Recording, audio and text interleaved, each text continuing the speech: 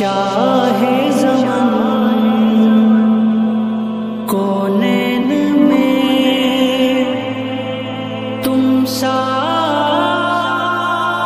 کوئی نہیں۔ اعوذ باللہ من الشیطان الرجیم، بسم اللہ الرحمن الرحیم۔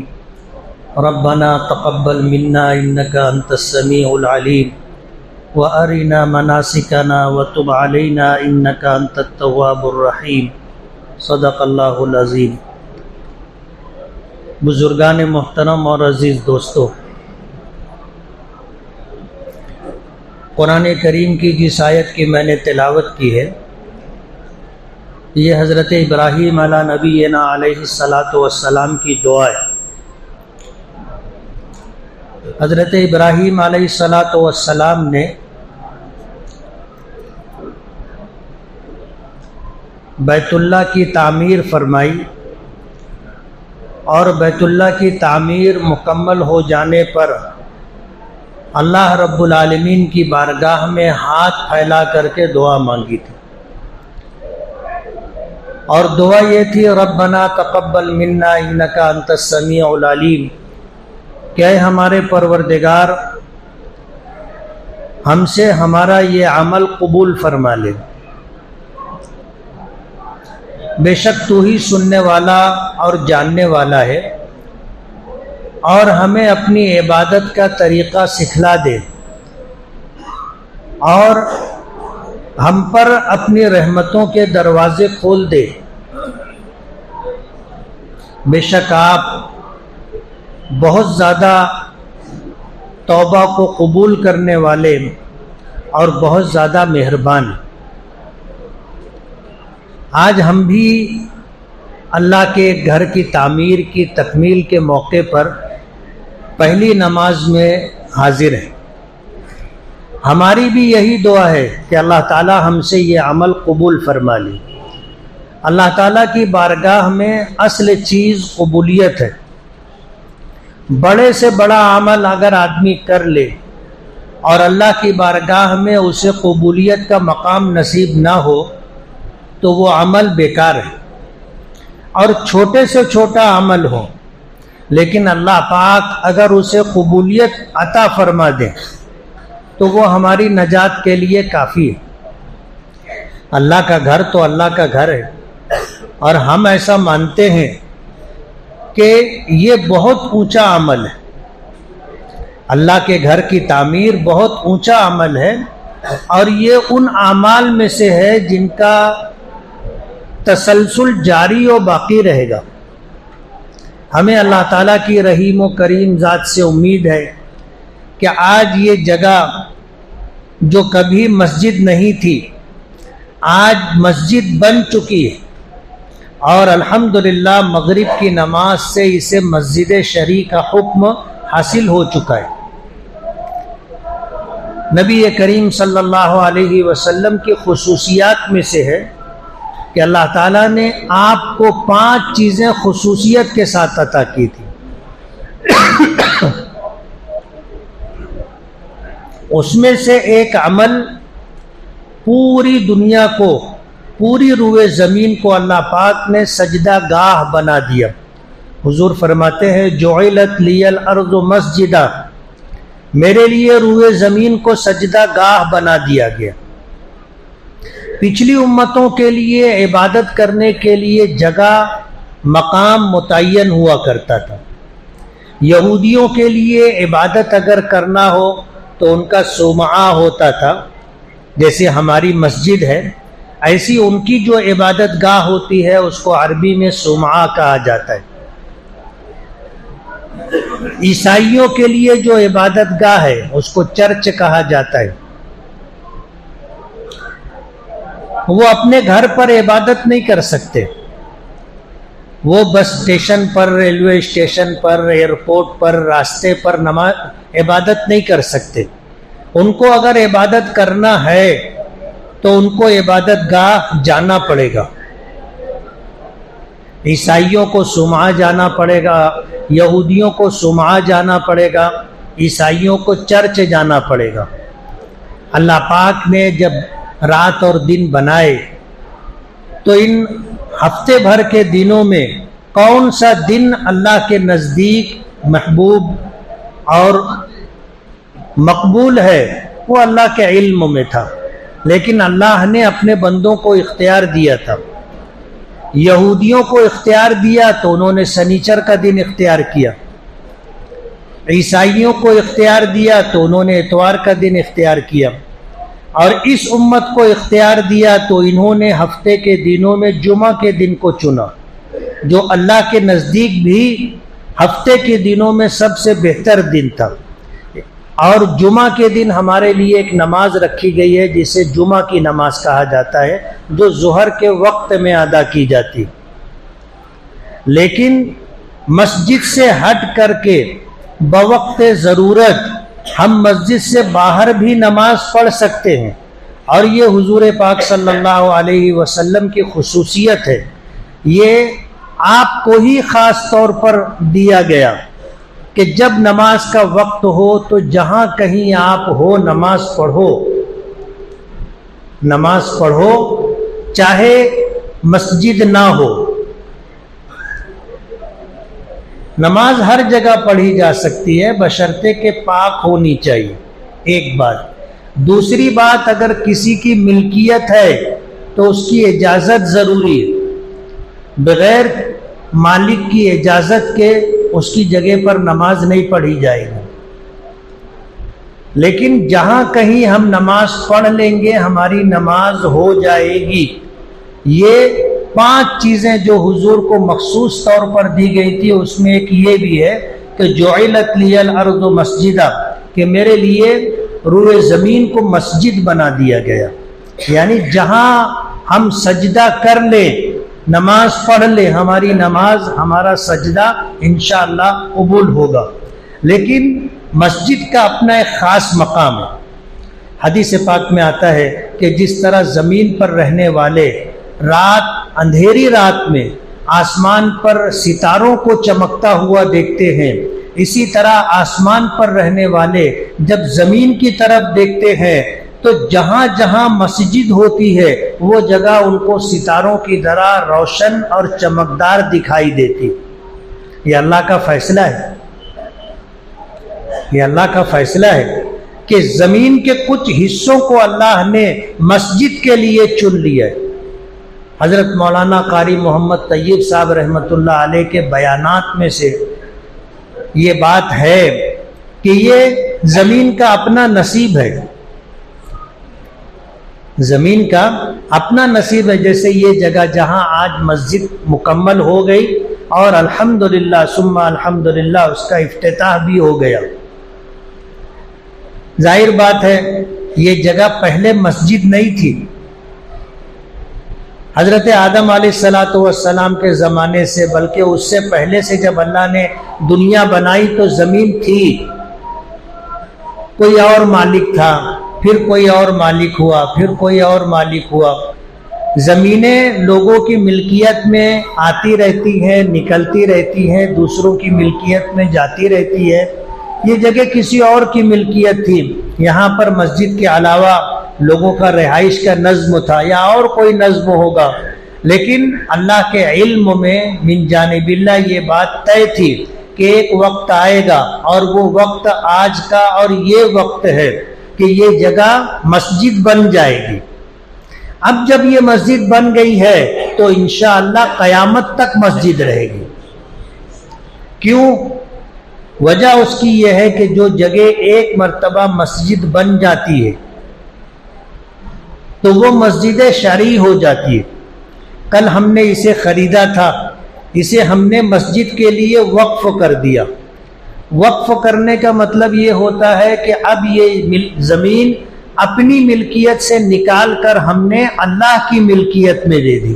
اب اس جگہ کا مالک کون؟ اللہ پاک اس کے مالک ہے۔ اب اس زمین کو ہم اور آپ بیچ بھی نہیں سکتے اور کوئی اس کو خرید بھی نہیں سکتا۔ ظاہر بات ہے کہ اب اس جگہ کا مالک اللہ ہے اور اسے اب بیچا نہیں جا سکتا، کوئی خرید نہیں سکتا۔ یہ جگہ مسجد بن گئی تو قیامت تک مسجد رہے گی اور اللہ کی ملکیت میں رہے گی۔ शाज़ व नादिर ऐसा होता है कि मस्जिद बने और फिर वीरान हो जाए या उसे शहीद कर दिया जाए और वहाँ पर कुछ और तामीरात हो जाए। शाज़ व नादिर ऐसा होता है, वरना दुनिया की तारीख रही है कि जो जगह एक मर्तबा मस्जिद बन गई फिर वो मस्जिद ही रहती है। आज हम नमाज पढ़ रहे हैं, हम नहीं होंगे, कोई और होगा जो कल नमाज पढ़ेगा, वो नहीं होगा, कोई और होगा जो नमाज पढ़ रहा होगा। ये आने वाले इंसानों के सजदों से, उनकी नमाजों से आबाद रहेगी। शाज़ व नादिर ऐसा होता है कि बस्तियां उजड़ जाएं, वरना जो शहर एक मर्तबा बस गया फिर वो बसा रहता है। लोग आते भी रहते हैं, जाते भी रहते हैं, लोगों की पैदाइश भी होती रहती है, लोगों का इंतकाल भी होता रहता है, लेकिन वो जगह आबाद रहती है। हजारों साल पुराने शहर आपको मिलेंगे। शाज़ व नादिर ऐसा होता है कि कोई शहर उजड़ गया हो, और उजड़ने के असबाब भी होते हैं। जब उस बस्ती के लोग अल्लाह की नाफरमानी पर आ जाए और ऐसे गुनाह और बदकारी में मुब्तला हो जाए जो अल्लाह को नाराज करने वाला हो, अमल हो, तो फिर अल्लाह का अजाब आता है। फिर अल्लाह पाक बस्तियों को उजाड़ देते और फिर अल्लाह का अजाब मुख्तलिफ तरीके से आता है।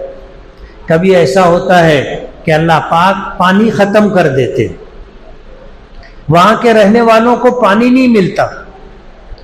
अब आप सोचो, अगर मालेगांव में रहने वालों को पानी न मिले तो हम लोग यहाँ कितने दिन रहेंगे?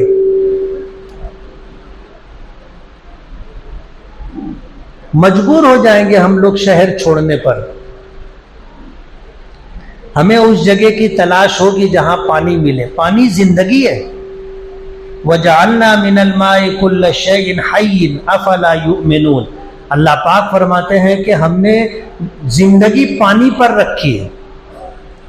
पानी जिंदगी है। अगर पानी मिलना बंद हो जाए तो फिर मजबूर होकर के हमें हिजरत करनी पड़ेगी और ऐसे मकाम पर जहां जाना पड़ेगा जहां पानी मिले। तो अल्लाह पाक अगर किसी बस्ती को उजाड़ना चाहे तो अल्लाह के लिए बहुत मामूली बात है, वरना अल्लाह की रहमत हो तो फिर शहर बस गया तो फिर बसा रहता है। जैसे मक्कतुल मुकर्रमा बसा इसलिए कि अल्लाह ने वहां पानी मुहैया कर दिया था। अल्लाह पाक ने हज़रत इब्राहीम अला नबीना अलैहिस्सलातु वस्सलाम को बुढ़ापे में औलाद दी। बेटे की मोहब्बत दिल में आई। अल्लाह पाक की तरफ से आजमाइश, इम्तिहान का फैसला हुआ। हुक्म हुआ कि अपने बेटे को ले जाकर वादी गैर ज़ी ज़रा में छोड़ दे। और वो जगह बताई गई जो चारों तरफ से पहाड़ों के दरमियान थी, जहां आज मस्जिद हराम और अल्लाह का घर है। हज़रत इब्राहीम आए, अपने बेटे इस्माइल और हज़रत हाजरा को छोड़कर चले गए। कुछ नहीं था वहाँ, कुछ नहीं था। अल्लाह ने अपनी कुदरत से वहाँ पानी का चश्मा जारी किया जिसे जमजम कहते हैं। जब वहाँ जमजम आ गया, पानी आ गया, तो बस्ती बस गई। पहले माँ बेटे थे, फिर एक काफिला उधर से कबीले बनु जुरहुम गुजरा। उन्होंने देखा कि इधर तो परिंदे उड़ते हुए नजर आ रहे। वो खाना बदोश लोग थे, जहां उनको पानी मिल जाए, उनके जानवरों को चारा मिल जाए, वो वहां पड़ाव डाल देते थे और जब तक गुजारा होता रहे वहां रहते थे। जब गुजारा, पानी और चारा खत्म हो गया तो फिर किसी दूसरे मकाम की तलाश में निकल जाते थे। तो उनको तजुर्बा था कि रेगिस्तान में कहाँ पानी होता है। तजर्बेकार लोग बताते हैं कि जहाँ पानी होता है वहाँ परिंदे होते हैं। उन्होंने देखा कि फिजा में परिंदे हैं, तो उन्होंने कहा कि यहाँ पानी है, लेकिन हमारे लिए नई बात है, ये हमारे लिए नया रास्ता नहीं है। हम हर साल इधर से गुजरते, पानी नहीं था, لیکن آج اگر پرندے ہیں تو پانی ہوگا۔ ایک آدمی کو تحقیق کے لیے، تلاش کے لیے بھیجا، وہ آیا، آ کر کے اس نے دیکھا کہ وادی میں پانی کا چشمہ ہے، تو اس نے جا کر پورے قبیلے کو خبر دی کہ وہاں پانی کا چشمہ ہے۔ وہ پورا قبیلہ آیا اور حضرت حاجرہ رضی اللہ تعالی عنہا سے وہاں اور بسنے کی، رکنے کی اجازت مانگی کہ ہم یہاں رک سکتے ہیں؟ تو حضرت حاجرہ نے کہا کہ ہاں رک سکتے ہو۔ پانی لے سکتے ہیں؟ کہا کہ ہاں پانی لے سکتے ہو، لیکن پانی پر تمہارا حق نہیں ہوگا، حق ہمارا ہے۔ پانی لے سکتے ہو، ہماری اجازت ہے۔ اندھے کو کیا چاہیے؟ دو آنکھ۔ اگر پانی ملتا ہے، چاہے اپنی ملکیت نہ ہو، لیکن جب چاہے جتنا چاہے اتنا پانی مل جائے، بس ہے۔ تو انہوں نے کہا کہ ٹھیک ہے، بس گئے۔ تو ایک شہر، بستی وجود میں آ گئی۔ قبیلے جرہم آ کر کے رکا، پھر وہیں پر پھلتا پھولتا رہا، پھر اللہ نے اسے شہر کی شکل دے دی۔ آج مکۃ المکرمہ کے نام سے وہ شہر جانا جاتا ہے، اور انشاءاللہ قیامت تک آباد رہے گا، قیامت تک آباد رہے گا۔ تو شہر وجود میں آتے ہیں اور شاذ و نادر اجڑتے ہیں۔ ہمارا گمان ہے اللہ کی ذات سے، اچھا گمان ہے، مالیگاؤں شہر آباد ہے اور انشاءاللہ قیامت تک آباد رہے گا۔ تو یہ مسجد بھی قیامت تک انشاءاللہ آباد رہے گا۔ مولانا محمد اسحاق صاحب رحمۃ اللہ علیہ کے نام سے اس مسجد کو نام دیا گیا ہے۔ مالیگاؤں کی ان شخصیات میں سے ہیں جنہوں نے مولانا محمد الیاس صاحب رحمۃ اللہ علیہ کی تحریک سے متاثر ہو کر کے تبلیغی جماعت کی داغ بیل مالیگاؤں میں ڈالی تھی۔ مولانا محمد اسحاق صاحب رحمۃ اللہ علیہ، جن کے نام سے مولانا کمپاؤنڈ جانا جاتا ہے، مولانا وہ تھے مولانا محمد اسحاق، اور انہی کے نام سے یہ پورا کمپاؤنڈ مولانا کمپاؤنڈ جانا جاتا ہے۔ تبلیغی جماعت کے بنیادی لوگوں میں سے تھے۔ ایک مولانا محمود صاحب تھے جو برادر باغ میں تھے، ایک حکیم عبد الرشید صاحب تھے جو میرے نانا تھے، اور ایسے بنیادی لوگ تھے جو مالیگاؤں میں تبلیغی جماعت کے ذمہ داروں میں سے تھے، بنیادی لوگوں میں سے، یوں کہنا چاہیے کہ بانی لوگوں میں سے تھے۔ اللہ ان کی قبروں کو نور سے بھر دے۔ آج وہ نہیں ہے ہمارے درمیان، لیکن ایک کام کر کے گئے۔ اب جب تک لوگ یہ کام کرتے رہیں گے اور لوگوں کو اجر ملتا رہے گا، وہ سارا اجر اللہ پاک ان لوگوں کو بھی دیں گے، یہ سارا اجر اللہ پاک ان کو بھی دیں گے۔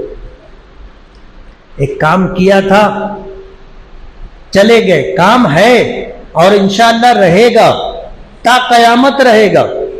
اور یہ ذمہ داری ہر مسلمان کو دی گئی ہے کہ دین کی بات دوسروں تک پہنچاؤ، چاہے تمہیں دین کی ایک ہی بات معلوم، بلغوا عنی ولو آیا، میری طرف سے ایک آیت تم تک پہنچی ہو تو اسے تم دوسروں تک پہنچاؤ۔ یہ ہر مسلمان کی ذمہ داری کہ دین کا پیغام دوسروں تک پہنچائیں۔ پہلے یہ ذمہ داری انبیاء کرام کی تھی، انبیاء کرام کی امتوں کی ذمہ داری صرف عمل کی تھی، تبلیغ کی ذمہ داری ان کی نہیں تھی۔ تبلیغ کے لیے اللہ پاک کسی نبی کو، کسی رسول کو مخصوص علاقوں کی طرف، مخصوص قوموں کی طرف بھیجا کرتے تھے۔ حضور پاک صلی اللہ علیہ وسلم آخری نبی، اب کوئی نبی نہیں آئے گا، لیکن دعوت و تبلیغ کا کام باقی رہے گا۔ اب کون کرے گا؟ تو اللہ پاک نے اپنے محبوب نبی کی امت کے ہر فرد کو یہ ذمہ داری دی، اور ہر ایک کو یہ ذمہ داری پوری کرنا چاہیے۔ آپ کسی جگہ بیٹھے ہوں، کسی کو آپ نے دین کی ایک بات بتا دی، یہ بھی دعوت و تبلیغ ہے۔ ایک وہ شکل جو آج دعوت و تبلیغ کے نام سے ہم لوگ دیکھتے ہیں، جماعت کی شکل میں دیکھتے ہیں. یہ مولانا محمد الیاس صاحب رحمت اللہ علیہ کا اپنا اجتہاد ہے. انہوں نے دعوت و تبلیغ کے لیے یہ طریقہ، یہ نہج اختیار کیا. اس سے پہلے بھی دعوت و تبلیغ ہوتی تھی حضور پاک صلی اللہ علیہ وسلم کے زمانے میں، اور الگ الگ شکل میں تھی، الگ الگ شکل میں تھی. مدرسہ بھی دعوت و تبلیغ کی جگہ ہے، خانقاہیں بھی دعوت و تبلیغ کی جگہ ہے.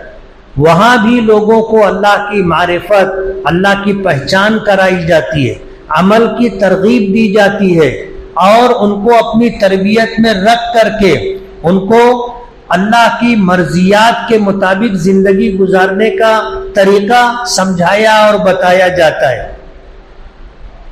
حضرت ابراہیم علیہ السلام نے دعا کی تھی، ربنا وابعث فیہم رسولا منہم یتلو علیہم آیاتک ویعلمہم الکتاب والحکمت ویزکیہم انک انت العزیز الحکیم. کئی چیزیں اس میں ذکر کی ہے. جو مکاتب قرآنیہ ہے، جہاں مسلمانوں کے بچوں کو قرآن کریم پڑھنا سکھایا جاتا ہے، یہ ہے یتلو علیہم آیاتی کا، کہ تیرے قرآن کی آیات کی تلاوت کا طریقہ ان کو سکھایا جائے. یہ بھی نبی کی ذمہ داری تھی. وَيُزَكِّيهِمْ، جو لوگوں کا تزکیہ کریں، یعنی باطنی امراض کی اصلاح کرے. اللہ کے بندے کچھ مخصوص بندے ہوتے، جیسے ہم لوگوں میں حکیم اور ڈاکٹر ہوتے. وہ ہماری باڈی، ہمارا جسم اگر بیمار ہو جائے تو اس کا علاج کرتے ہیں، لیکن اس کے اندر جو روح ہے اس کا علاج اولیاء کرام اور بزرگان دین کرتے. وہ ہماری روح کے معالج ہیں. نبی کریم صلی اللہ علیہ وسلم نے یہ ذمہ داری اللہ پاک کی طرف سے ملی تو اسے نبھایا. اسے تزکیہ نفس کہا جاتا ہے، اسے طریقت و سلوک کہا جاتا ہے، اسے تصوف کہا جاتا ہے. تو مکاتب قرآنیہ، مدارس دینیہ، چلتے پھرتے لوگوں کو دین کی بات بتا دینا، اور اسی طرح خانقاہوں میں رکھ کر کے لوگوں کی جو ہے تربیت کرنا، ان کا تزکیہ کرنا، یہ سب دعوت و تبلیغ کی شکل ہے. آپ آ رہے ہیں مسجد کی طرف، کسی کو آپ نے دیکھا بیٹھا ہوا ہے، آپ جانتے ہیں کہ یہ مسلمان ہے، آپ نے کہا السلام علیکم، چلو اذان ہو گئی ہے، نماز پڑھ لو. یہ بھی دعوت ہے، یہ بھی دعوت ہے، یہ بھی تبلیغ ہے، اور ہمیں یہ کرنا چاہیے. جب ہم نکلے راستے میں کوئی ملے تو موقع ملے اس کو بولنا چاہیے السلام علیکم، اذان ہو گئی آؤ نماز پڑھ لیتے. وہ آئے نہ آئے اس کی مرضی، وہ آئے نہ آئے اس کی مرضی. اللہ پاک کا کام تھا رسولوں کو بھیجنا، رسولوں کا کام تھا اللہ کے بندوں تک اللہ کی بات پہنچانا، اور اللہ کے بندوں کا کام ہے قبول کرنا نہ کرنا. اسی لیے نبی انبیاء کرام علیہم السلام کا کام ہے وما علینا الا البلاغ، کہ ہماری ذمہ داری اتنی ہے کہ ہم اللہ اس کے رسول کی بات دوسروں تک پہنچا دیں، بس اتنی ہے. منوانا ہماری ذمہ داری نہیں ہے کہ ہم کو یہ حکم دیا گھر سے نکلے نماز کے لیے، تب راستے میں جتنے ملے سب کی گردن پکڑو اور کھینچ کے مسجد لاؤ. یہ نہیں. ہماری ذمہ داری صرف اتنی ہے، بھائی اذان ہو گئی ہے آؤ نماز پڑھ لیتے، بس ہمارا کام ہو گیا اور ہمارا اجر پکا ہو گیا، ہم کو ثواب مل گیا دعوت و تبلیغ کا. ضروری نہیں ہے کہ وہ آ کر کے نماز بھی پڑھے.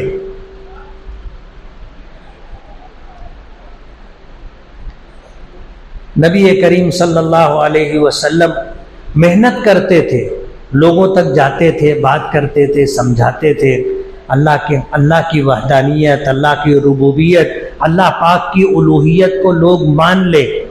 آپ دل گرفتہ ہو جاتے تھے، لوگ نہیں مانتے تھے، آپ کا دم گھٹنے لگتا تھا. اللہ پاک نے فرمایا لعلک باقع نفسک، کہ کیا آپ اپنے آپ کو لوگوں کے لیے ہلاک کر لیں گے؟ یہ آپ کی ذمہ داری نہیں ہے، آپ کا کام اتنا ہے آپ بات پہنچا دو بس۔ ہدایت دینا نہ دینا اللہ کے قبضے قدرت میں، جس کے لیے اللہ ہدایت مقدر کر دیتا ہے اس کو مل جاتی ہے، اور بہت چھوٹی چھوٹی بات سبب اور ذریعہ بن جاتی ہے۔ ضروری نہیں ہے کہ کوئی بہت اچھا مقرر ہو اور پھر وہ گھنٹہ ڈیڑھ گھنٹہ تقریر کرے تب جا کر کے کسی کو بات سمجھ میں آئے گی، ایسا ضروری نہیں۔ ایک جملہ دل کو لگ جاتا ہے، اللہ جب ہدایت کا فیصلہ کرتے ہیں ایک بات دل کو لگ جاتی ہے، آدمی کی زندگی میں انقلاب آ جاتا ہے۔ بولنے والے کو احساس بھی نہیں ہوتا کہ میں کیا بولا ہوں اور اس کا کیا نتیجہ سامنے آئے گا، اسے بھی پتہ نہیں ہوتا۔ حدیث پاک میں آتا ہے ان قلوب عباد اللہ بین اصبعی الرحمن یقلبها کیف یشاء، بندوں کے دل اللہ کی دو انگلیوں کے درمیان ہوتے، اللہ جس طرف چاہتا ہے اس طرف پھیر دیتا ہے۔ یہ ہدایت ہے جو اللہ کے قبضے قدرت میں۔ حضور پاک صلی اللہ علیہ وسلم کے چچا ابو طالب حضور کے سب سے بڑے مددگار تھے، آپ کے سگے چچا تھے۔ عبد المطلب کی کئی بیویاں تھیں، ان سے اور بھی اولادیں تھی، بیٹے تھے، لیکن ایک بیوی سے دو بیٹے تھے، عبداللہ اور ابو طالب، یہ سگے بھائی تھے۔ حضرت عبداللہ کی اولاد میں ہمارے آقا جناب رسول اللہ صلی اللہ علیہ وسلم، اور ابو طالب کی اولاد میں بہت بچے تھے، ان میں سے ایک حضرت علی بھی تھے۔ تو حضرت علی حضور کے چچا زاد بھائی تھے۔ حضور کے والد کا ہمارے آقا کی دنیا میں تشریف آوری سے پہلے انتقال ہو گیا تھا، آپ یتیم پیدا ہوئے، 6 سال کی عمر تک دادا نے پالا، دادا کا انتقال ہو گیا۔ پھر ابو طالب نے حضور کی پرورش کی تھی، ابو طالب نے حضور کی پرورش کی۔ جب حضور کی پرورش کی تو یہ احسان حضور پر کیا تھا، اور اللہ کے رسول صلی اللہ علیہ وسلم کی عادت شریفہ تھی کہ اگر کسی نے آپ کے ساتھ احسان کیا، حسن سلوک کیا، تو آپ اسے لوٹاتے تھے۔ تو آپ نے اپنے چچا کا احسان چکانے کے لیے، حضرت علی بچے تھے تو اپنے چچا سے مانگ لیا تھا کہ اس کی پرورش میں کر دوں گا۔ حضرت علی کے نصیب کھل گئے، حضور کی پرورش میں رہے۔ جب حضور کو نبوت ملی تو بچوں میں سب سے پہلے ایمان لانے والے حضرت علی رضی اللہ تعالی عنہ۔ تو حضور نے اپنے چچا کا احسان اس طرح لوٹایا، اور جب حضور کے چچا ابو طالب کے انتقال کا وقت قریب آیا تو مکے کے سردار لوگ، خاندان کے لوگ سب بیٹھے ہوئے تھے۔ حضور پاک صلی اللہ علیہ وسلم نے اپنے چچا سے یہ گزارش کی تھی کہ چچا آپ لا الہ الا اللہ محمد الرسول اللہ پڑھ لے، چاہے میرے کان میں پڑھ دے، کل قیامت کے دن آپ کے لیے سفارش کروں گا، احاجک بہا عند اللہ یوم القیامہ، کل اللہ کی بارگاہ میں آپ کی طرف سے حجت کروں گا۔ اور ممکن تھا ابو طالب پڑھ بھی دیتے، لیکن مکے کے سردار لوگ بیٹھے ہوئے تھے، وہ کہنے لگے کہ موت کے ڈر سے اپنے باپ دادا کا دین چھوڑ دو گے؟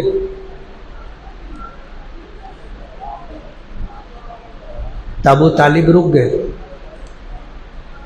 اور پھر ایک جملہ کہا اور ان کا انتقال ہو گیا، اموت علی ملت عبد المطلب، کہ میں اپنے باپ عبد المطلب کے دین و ملت پر مرتا ہوں۔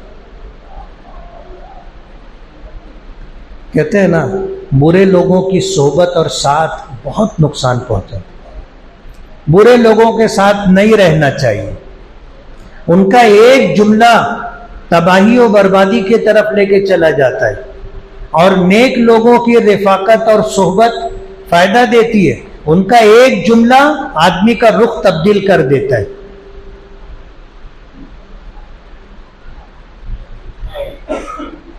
تو ابو طالب نے حضور کی پرورش کی تھی۔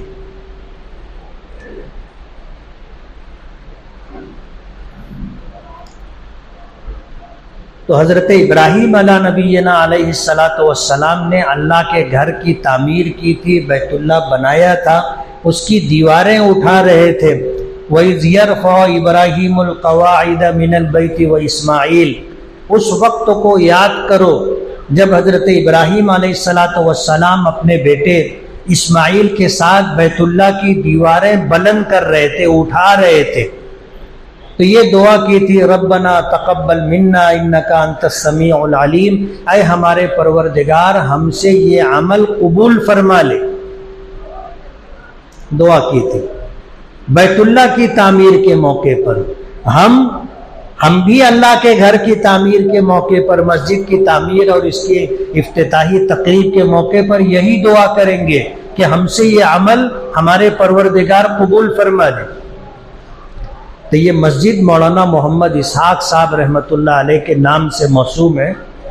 مولانا محمد اسحاق صاحب ایک سمکسیر کے رہنے والے تھے، مالیگاؤں کے بزرگ تھے، بڑی شخصیت تھی، قدیم علماء میں تھے۔ ان کا مزار اور ان کی قبر اپنے بڑے قبرستان میں گیٹ سے ہم داخل ہوتے ہیں تو سیدھے ہاتھ پر پہلا جو مقبرہ ہے وہ مولانا محمد اسحاق صاحب رحمۃ اللہ علیہ کا ہے، جو سمکسیر کے رہنے والے تھے۔ یہ مولانا محمد اسحاق صاحب رحمۃ اللہ علیہ کمپاؤنڈ کے رہنے والے تھے، اور انہی کے نام سے اس کمپاؤنڈ کو مولانا کمپاؤنڈ کا نام ملا ہے۔ آج ان کی اولادوں نے، ان کی نسلوں میں جو لوگ ہیں، ان لوگوں نے اللہ کے یہ گھر کی تعمیر کی، اور یہ ضرورت کی جگہ ہے، ضرورت کی جگہ ہے۔ بس اسٹینڈ سے لگ کر کے ہے، پیچھے مسجد عبداللہ ابن مسعود بنی تھی۔ مسجد میں اپنے سفر میں جو لوگ آتے ہیں اور بس اسٹینڈ پر اترتے ہیں تو ان کے لیے نماز، قریب میں کوئی مسجد ہو تو وہ اپنا نماز پڑھ لیتے ہیں۔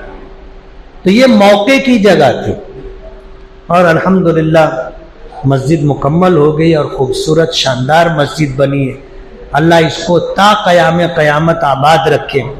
جن لوگوں نے مسجد کی زمین کی خریدی میں اور مسجد کی تعمیر میں حصہ لیا ہے، یہ بہت اونچا عمل۔ اب ان لوگوں کو بڑی نیت کرنی چاہیے، چھوٹی نہیں، بڑی نیت کرنی چاہیے۔ ہم چھوٹی نیت کریں گے کہ اللہ اس کا ثواب ہمارے دادا، ہمارے نانا، ہمارے پر دادا مولانا محمد اسحاق صاحب کو عطا کریں، تو اکیلے ان کو ملے گا۔ ہم نیت کریں گے کہ ہمارے خاندان کے تمام مرحومین کو، تمام امت مسلمہ کو اس کا ثواب ملے، انبیاء، صلحاء، اولیاء، بزرگان دین، امت کے اہل ایمان، پھر وہ چاہے اہل تقوی ہوں یا گنہگار ہوں، سب کو اس کا ثواب ملے۔ دے گا کون؟ اللہ دے گا، ہم کو تھوڑی دینا ہے، ہم تو خود لینے والے ہیں۔ ہم نے مسجد بنائی اس نیت سے بنائی کہ اللہ ہمیں اس کا اجر دے گا، لیکن جو ذمہ دار ہیں اگر اس کی نیت کریں گے اور بڑی نیت کریں گے تو اللہ اس کا ثواب سب کو دے گا۔ اور ایسا نہیں ہے کہ ہم جس طرح بانٹتے ہیں کہ چلو 100 روپیہ ہے، ہندی کی چندی کرو، 100 لوگوں کو بانٹے تو 1 روپیہ ملے گا۔ اللہ کے یہاں ایسا نہیں ہے۔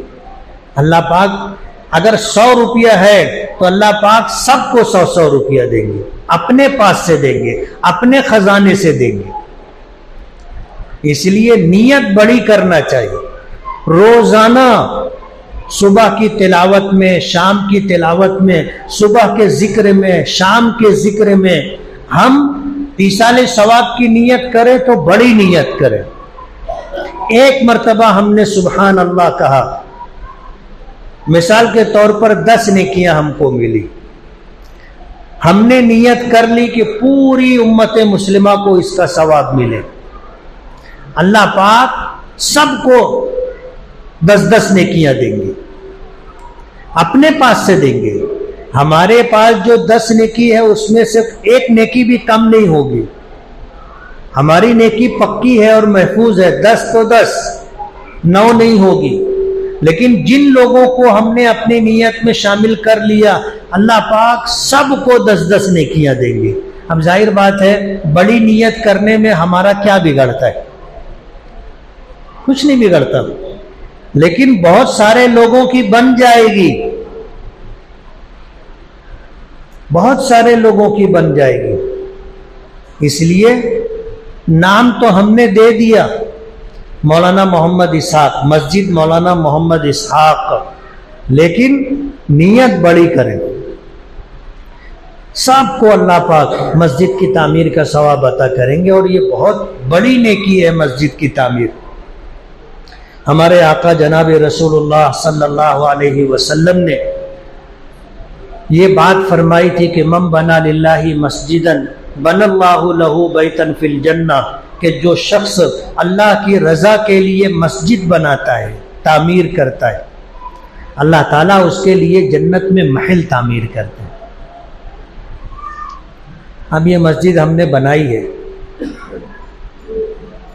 جو بھی اس کا رقبہ ہوگا 50 بائی 50، 40 بائی 50، جو بھی رقبہ ہوگا یہ، لیکن یہ ہم نے اپنی حیثیت اور اوقات کے مطابق بنا. ہماری یہی حیثیت تھی، ہماری یہی حیثیت تھی، ہم جو کر سکتے تھے.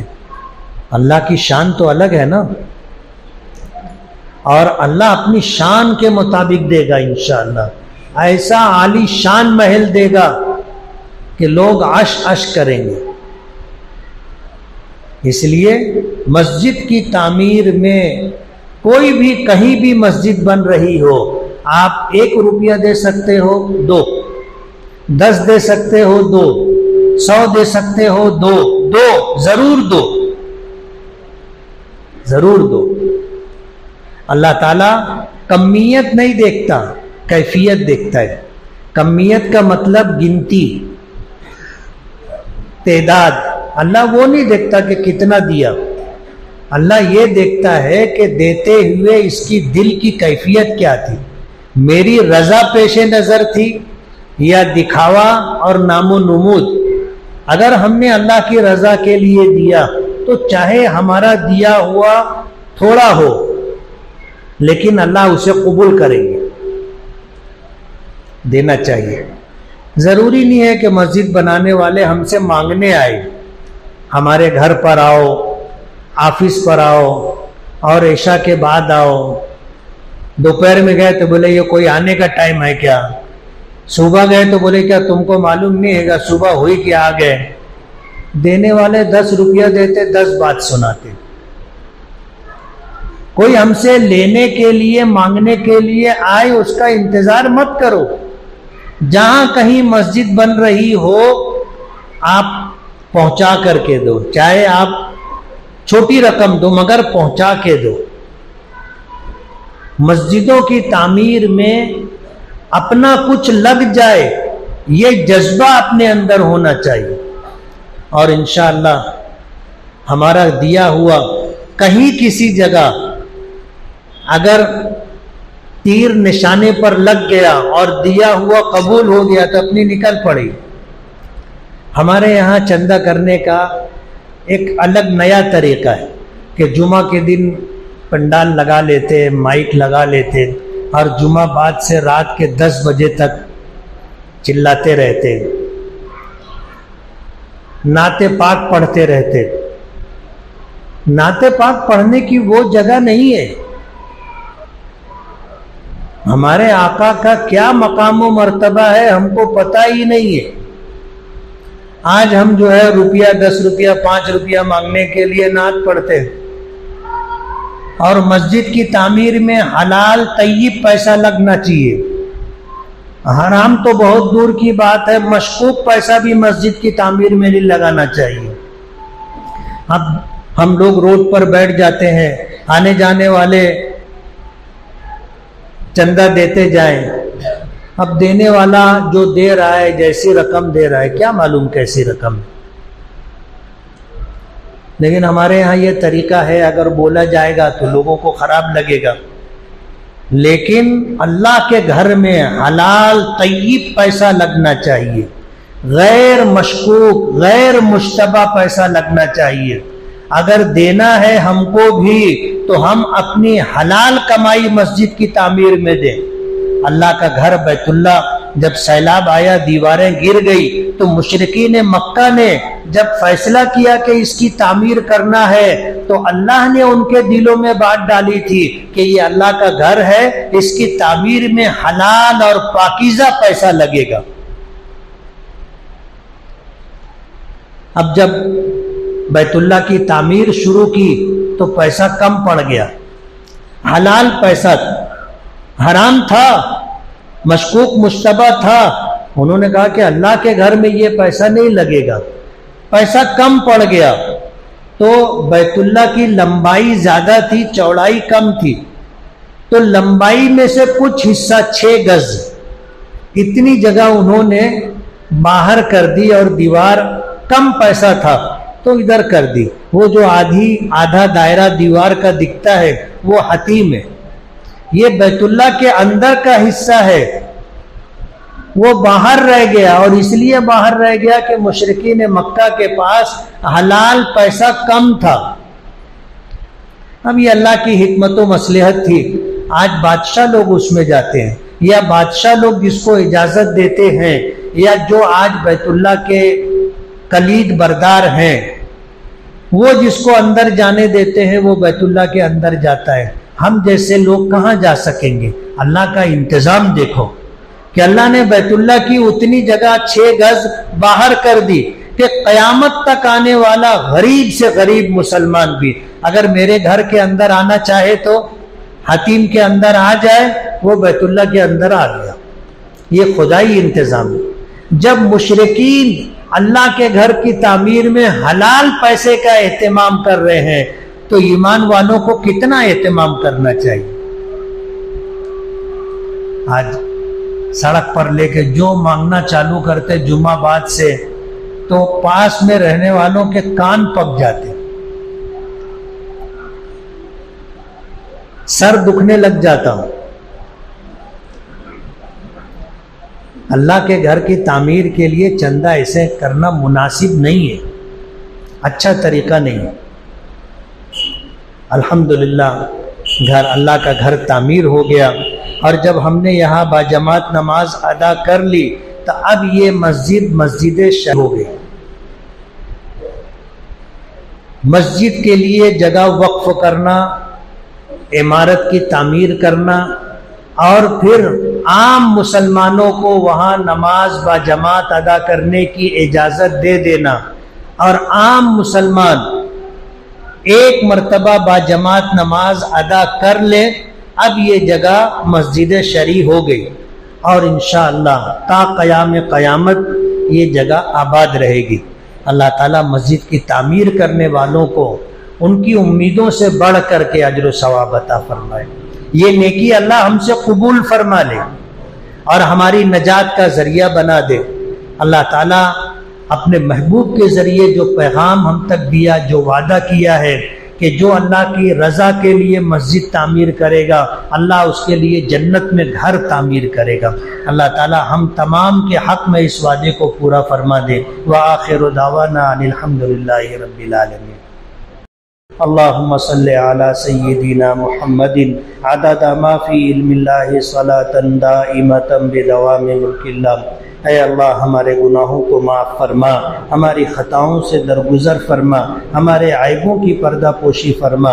اے اللہ ہمارے کاموں کو آسان فرما۔ پروردگار عالم ہم سے اس نیکی کو فرما، اور اپنے اس گھر کو اللہ جس طرح آپ نے آج آباد کیا ہے اسے تا قیامت آباد رکھنے کے فیصلے فرما۔ پروردگار عالم اس کی تعمیر میں جن لوگوں نے دامے دنمے قدمے سخنے تعاون کیا ہے، جن لوگوں نے اس کے لیے کوششیں کی ہیں، دعائیں کی ہیں، کوشش اور جد و جہد کی ہے، اے اللہ ان تمام کی مغفرت اور نجات کا ذریعہ بنا دے۔ پروردگار عالم ہماری دنیا اور آخرت بنانے کے فیصلے فرما، مخلوق کی محتاجگی سے نجات عطا فرما، ہماری تمام ضروریات کا تکفل فرما، اے اللہ ہمیں اپنی مخلوق کا محتاج نہ بنا، اے اللہ جو تو نے عطا کیا ہے اس پر ہمیں راضی اور مطمئن فرما، قناعت کی دولت عطا فرما، حرص سے، لالچ سے، شح سے، عجب سے ہماری حفاظت فرما۔ پروردگار عالم ہماری مغفرت فرما، ہمارے ماں باپ کی مغفرت فرما، ہمارے تمام مرحومین کی مغفرت فرما، تمام اہل ایمان کی مغفرت فرما۔ پروردگار عالم قیامت کے دن میدان محشر میں جتنے ایمان والے ہوں گے سب کی مغفرت فرما، سب کے درجات بلند فرما، سب کو جنت الفردوس میں جگہ عطا فرما۔ قیامت کے دن اپنی نظر رحمت کا مستحق بنا، اپنے محبوب نبی کی زیارت اور شفاعت عطا فرما، ہمارے آقا کے ہاتھوں ہمیں جام کوثر پینا نصیب فرما، جنت الفردوس میں اپنے محبوب نبی کا قرب اور پڑوس عطا فرما۔ پروردگار عالم ہمیں زندگی کے مقصد کو سمجھ کر کے زندگی جیسی اس نعمت کو استعمال کرنے کی توفیق عطا فرما۔ پروردگار عالم ہم میں جو بیمار ہیں انہیں صحت اور شفا عطا فرما، جو پریشان حال ہیں ان کی پریشانیوں کو دور فرما، جو بے روزگار ہیں انہیں جائز اور حلال روزی نصیب فرما، جو بے اولاد ہیں انہیں نیک اور فرما بردار اولاد عطا فرما، جو مقروض ہیں ان کے قرضوں کی ادائیگی کا غیب سے انتظام فرما، جو بے گھر ہیں ان کو گھر عطا فرما۔ اے اللہ تیرے کتنے بندے ایسے ہیں جو کسی کام کے مکمل ہونے کا صبر کے ساتھ انتظار کر رہے ہیں، پروردگار عالم ان کے کاموں کی تکمیل کا فیصلہ فرما، عافیت کے ساتھ کاموں کی تکمیل کی خوشخبری عطا فرما، جان میں، مال میں، دین و ایمان میں، عزت و آبرو میں برکتیں عطا فرما۔ پروردگار عالم ہمارے دل اور پیشانیاں آپ کے قبضے قدرت پہ ہیں، آپ جس طرف چاہتے ہیں پھیر دیتے ہیں۔ اے اللہ ہمیں صراط مستقیم پر گامزن فرما، صراط مستقیم پر قائم رہنے کی توفیق عطا فرما۔ پروردگار عالم ہر خیر سے ہمیں حصہ عطا فرما، ہر شر سے ہماری حفاظت فرما، جان، مال، دین و ایمان، عزت و آبرو کے اس نعمت کے ملنے پر ہم آپ کے شکر گزار ہیں۔ پروردگار عالم اپنے فضل و کرم سے ہماری دعاؤں کو قبول فرما، ہمارے آقا جناب رسول اللہ صلی اللہ علیہ وسلم کے صدقے اور طفیل میں دعاؤں کو شرف قبولیت عطا فرما۔ ربنا تقبل منا انك انت السميع العليم وتب علينا انك انت التواب الرحيم صلى الله تعالى على خير خلقه محمد وآله واصحابه اجمعين برحمتك يا ارحم الراحمين۔